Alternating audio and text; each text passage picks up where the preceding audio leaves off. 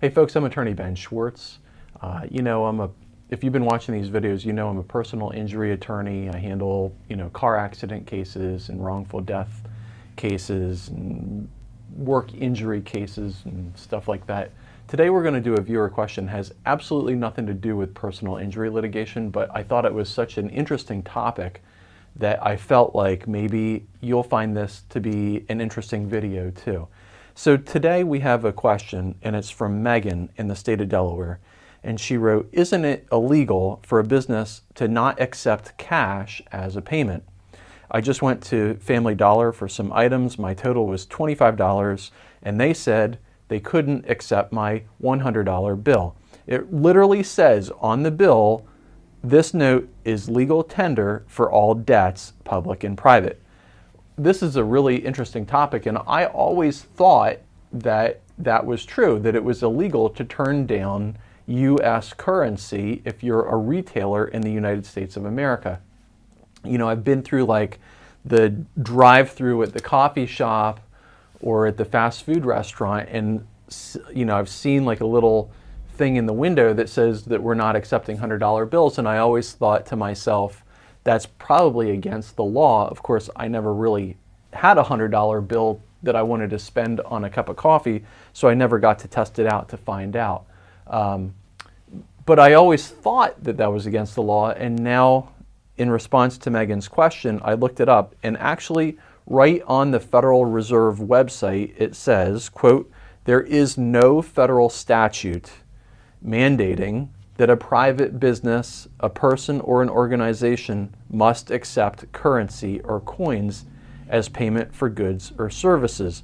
Private businesses are free to develop their own policies on whether to accept cash unless there's a state law that says otherwise." So in the United States of America, you have several layers of legislation. You have federal legislation, federal laws, federal statutes, and you have state and local laws and rules and statutes and ordinances.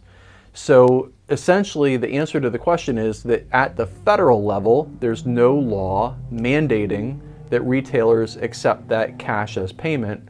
However, in the municipal area or in the state area where you're buying something, there might be a local law that says that the retailer cannot turn down cash as payment. So for example, I'm aware that in Philadelphia, Pennsylvania, there's a municipal law, there's a municipal ordinance that prohibits retailers, in most cases, from refusing to accept cash. But at the federal level, the interesting thing is at the federal level, there is no law that says they have to take your cash. Thinking this through, I think it's unfair because there are plenty of people that don't have credit cards or don't have some form of electronic payment. And so a lot of people in the United States of America, especially lower income folks, rely on cash to buy their staples, to buy the things that they need to live on and things they need for everyday use. So if you are not going to accept cash, you're basically discriminating against lower income folks.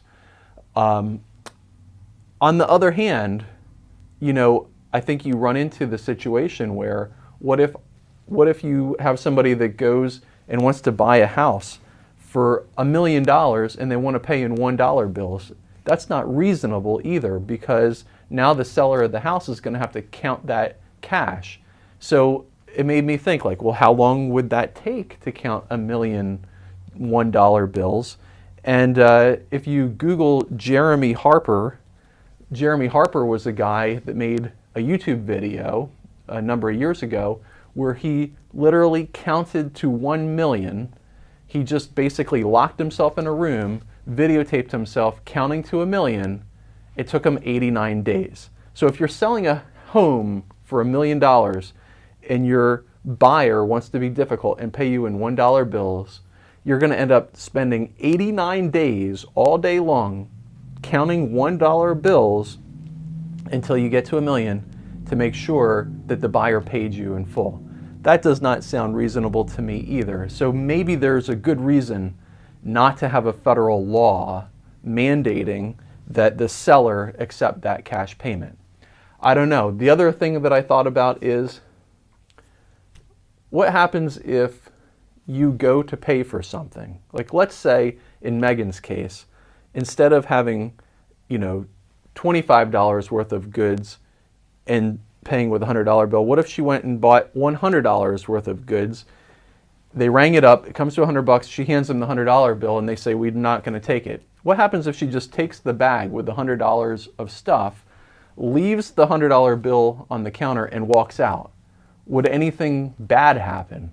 Could she be arrested for theft? Could she be charged with a crime for theft?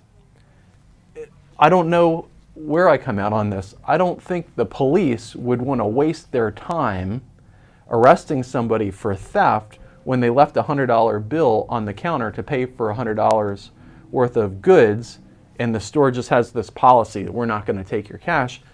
So I don't think the cops would waste their time on something like that. I don't think that a jury would want to convict somebody of theft in that type of situation. But I guess the question is, could you be arrested and charged with a crime if you try to force the store to take your payment? And as an attorney, I think you could be arrested. I don't know that you'd be convicted. That's sort of up in the air. I don't know that there's ever been a test case, anybody crazy enough to test this out. But you could definitely get arrested and charged with the crime of theft for doing something like that, for leaving that $100 bill and walking out with $100 worth of goods when the store is saying, no, no, no, no, our policy is we're not going to take that cash. So I think it's a really interesting question.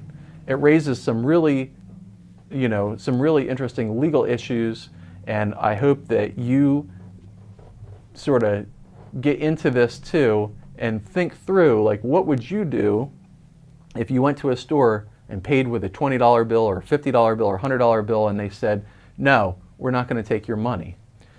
If you like this video, if you have some ideas on how things ought to be on this topic, leave us a comment or send me an email.